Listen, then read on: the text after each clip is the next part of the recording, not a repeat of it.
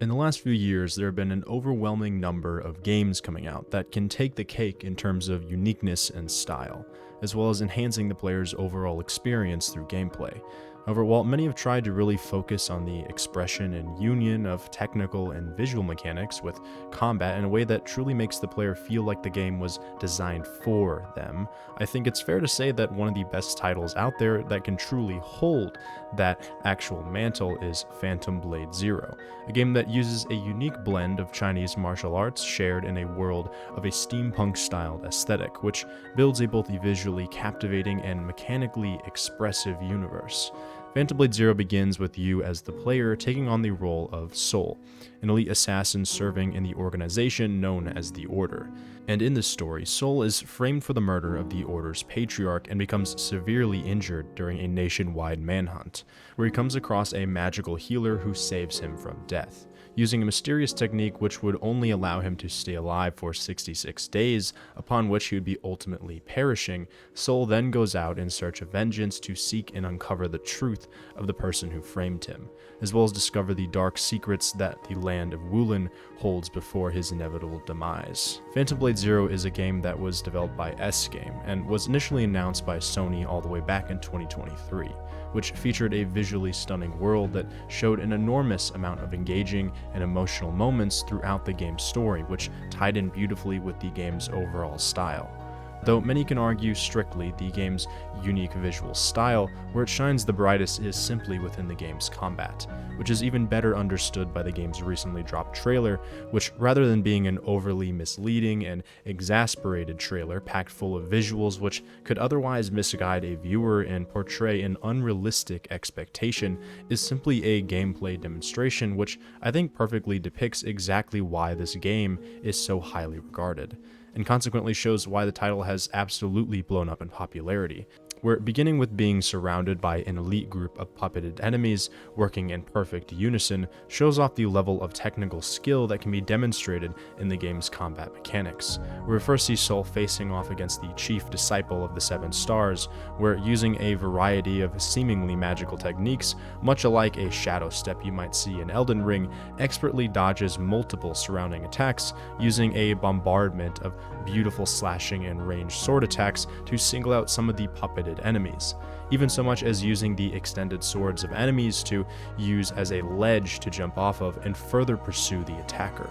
Simultaneously, we also see a similar expression of combat complexity in the enemies as well. With some of the puppets working together to launch one another at Soul, we also see numerous amounts of attack styles, movements in conjunction with different martial arts, moves, and combos, much like you would see in similar games like Ninja Gaiden 2, whether it be kicking swords to the air to target and single out a specific enemy, or using a spinning ranged sword attack to stunlock enemies to create openings. The uniqueness in harmonized visual combat seems to blow every other competitor out of the water. In addition, we also see the main puppet master using his techniques to revive defeated foot soldiers, where upon hurling the blade into the leader and defeating him, the puppets themselves begin to take control of their dead master to change it into a new phase of combat, where the puppet master begins using a huge variety of flying charge attacks, which the player has to consistently dodge and parry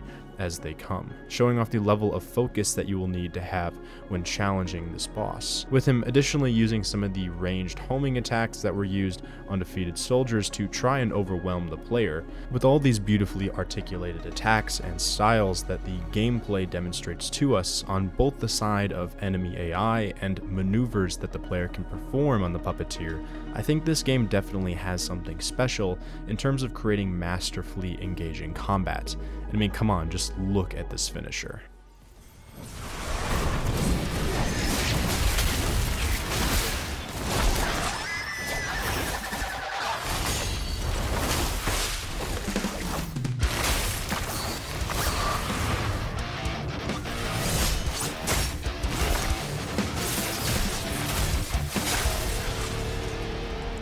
In terms of gameplay style for the game's existing and future development, Phantom Blade Zero presents itself as a semi-open world game, which, much like the old Souls-like games that you might remember, you move around and explore in a seamless map where every region is interconnected.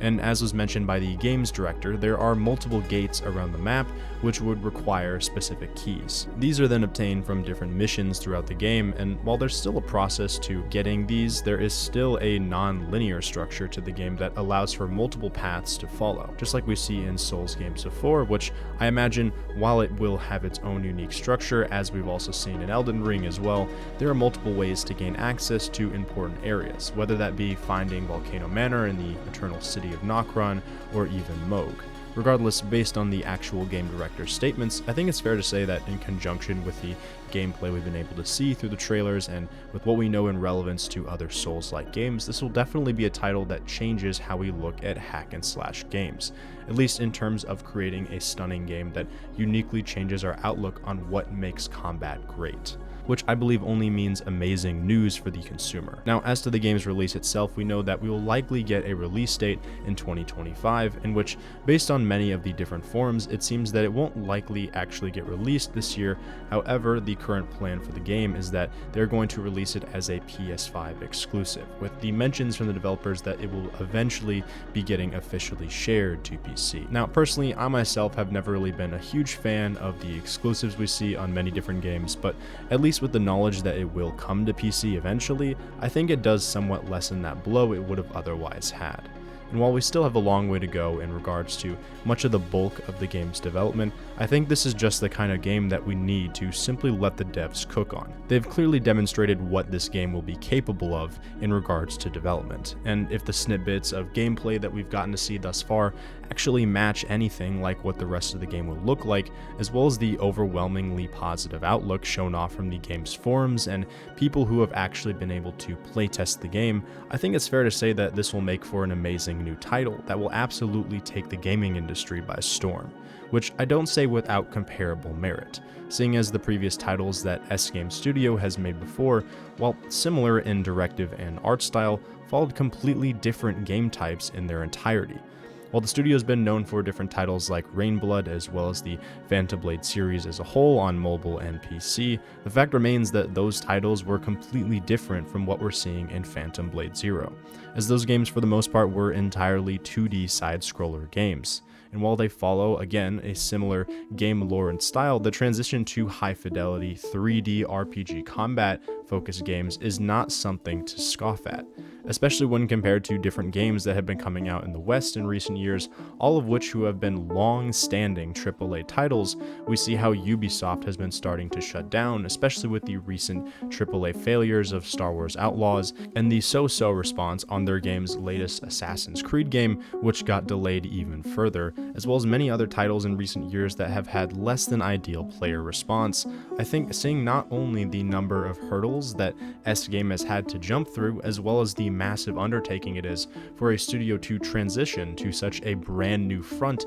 of game development, at least in their studio's scope, while simultaneously beating out huge titles in terms of visual and technical combat by direct comparison, says a lot to what they can certainly achieve. However, like in any game, we won't truly know how the game might turn out until we see it for ourselves. And while the game, as of now, has yet to be fully announced, I know that I'm certainly excited to see what the studio will come up with in the future. Regardless, I hope you have found this video at least somewhat helpful and got you excited about phantombladezero as it did me. But regardless, make sure you all stay healthy and stay well, and like always, have a beautiful rest of your day, boys. Peace.